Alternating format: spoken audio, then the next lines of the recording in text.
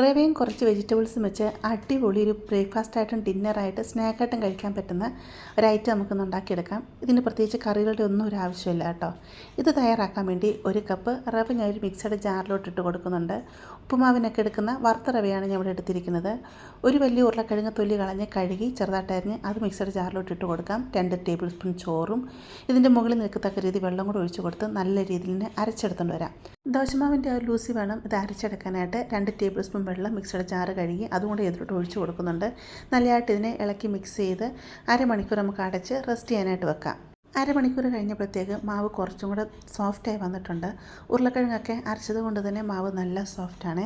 ഇതിലേക്ക് നമുക്ക് കുറച്ച് വെജിറ്റബിൾസിനെ ആഡ് ചെയ്യാം. ഒരു വലിയ സവാള ചെറുതായിട്ട് കൊത്തി അരിഞ്ഞെടുത്തതാണ്, അത് ഇതിലോട്ട് അങ്ങിട്ട് കൊടുക്കാം. 2 ടേബിൾ സ്പൂൺ ക്യാരറ്റ് ഗ്രേറ്റ് ചെയ്തെടുത്തതാണ്, അത് ഇതിലോട്ട് അങ്ങിട്ട് കൊടുക്കാം. ഒരു തക്കാളി ചെറുതായിട്ട് അരിഞ്ഞെടുത്തതും അതുപോലെ ഒരു ചെറിയ ക്യാപ്സിക്കത്തിൻ്റെ പകുതി ക്യാപ്സിക്കം ചെറുതായിട്ട് അരിഞ്ഞെടുത്തതാണ്, അത് ഇതിലോട്ട് അങ്ങിട്ട് കൊടുക്കാം.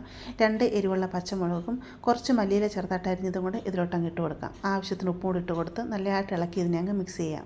അങ്ങനെ മാവ് ഇവിടെ റെഡി ആയിട്ടുണ്ട്. ഇതിന് റെസ്റ്റ് ചെയ്യാൻ വെക്കേണ്ട ആവശ്യമൊന്നുമില്ല, നമുക്കിപ്പോൾ തന്നെ ചുട്ടെടുക്കാം.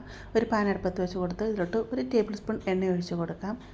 ഇതിലോട്ട് ഒരു തവി മാവ് ഒഴിച്ച് കൊടുക്കാം. ഇത് പരത്തി കൊടുക്കേണ്ട ആവശ്യമൊന്നുമില്ല കേട്ടോ, തന്നെ അങ്ങ് പരന്ന് വന്നോളും.